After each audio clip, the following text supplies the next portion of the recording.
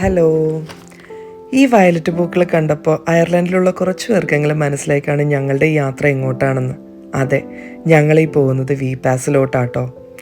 May June മാസങ്ങളിൽ ഈ റോഡൻഡ്രൻ flowers കാണാൻ ഇവിടെ എത്തുന്ന സഞ്ചാരികളുടെ എണ്ണം ചില്ലറയൊന്നുമല്ല കേട്ടോ.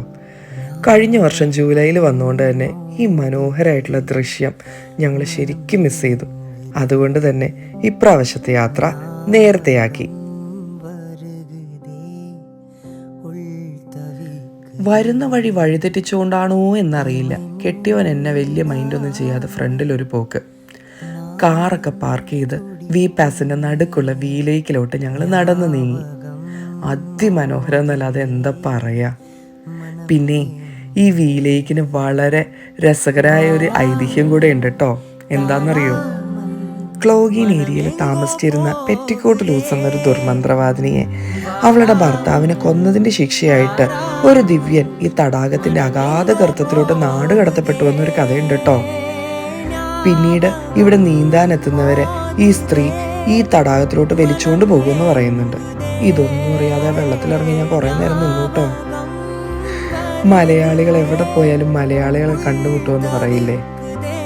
അങ്ങനെ ഞങ്ങളിവിടെ വെച്ച് പരിചയപ്പെട്ടതാണ് അരുണിനെയും നിമിഷയും. നിമിഷ എൻ്റെ സ്വന്തം നാട്ടുകാരിയാട്ടോ. കൂടുതൽ പരിചയപ്പെട്ടപ്പോഴാണ് അറിയുന്നത് എൻ്റെ ഫസ്റ്റ് കസിൻ്റെ ബെസ്റ്റ് ബഡിയാണ് നിമിഷ.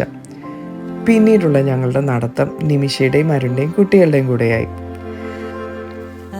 ഹൈക്കിംഗ് ഒക്കെ ഇഷ്ടപ്പെടുന്നവർക്ക് പറ്റിയൊരു സ്പോട്ടാട്ടോ വി പാസ്. അതും ഈ വയലറ്റ് പൂക്കളുടെ ഇടയിൽ കൂടെയുള്ള നടത്തം. ഓഫ്, എന്ത് രസാന്നറിയോ. കുറേ ദൂരം ഞങ്ങൾ കുട്ടികളെയും കൊണ്ട് ആ വഴിയൊക്കെ പോയി. ഈ സ്ഥലത്തിൻ്റെ ഭംഗി അതിൻ്റെ ഏറ്റവും മനോഹാരിതയിൽ എനിക്ക് എടുക്കാൻ പറ്റുമോ എന്ന് ചോദിച്ചാൽ അറിയില്ല. അത് നിങ്ങൾ പോയി തന്നെ കാണണം കേട്ടോ. അത്ര രസമാണ് വി പാസ്. കുറേ നേരം അവരോട് വർത്താനമൊക്കെ പറഞ്ഞു ചെറിയ സ്നാക്സ് ഒക്കെ കഴിഞ്ഞ് നിമിഷയോടും അരുണോടും കുട്ടികളോടും യാത്ര പറഞ്ഞ് ഞങ്ങൾ പിരിഞ്ഞു. അപ്പോൾ ഇന്നത്തെ വീഡിയോ എല്ലാവർക്കും ഇഷ്ടമായെന്ന് വിചാരിക്കുന്നു. ഈ വീഡിയോ ഇഷ്ടമായെങ്കിൽ ലൈക്കും ഷെയറും ചെയ്യാൻ മറക്കരുത് കേട്ടോ.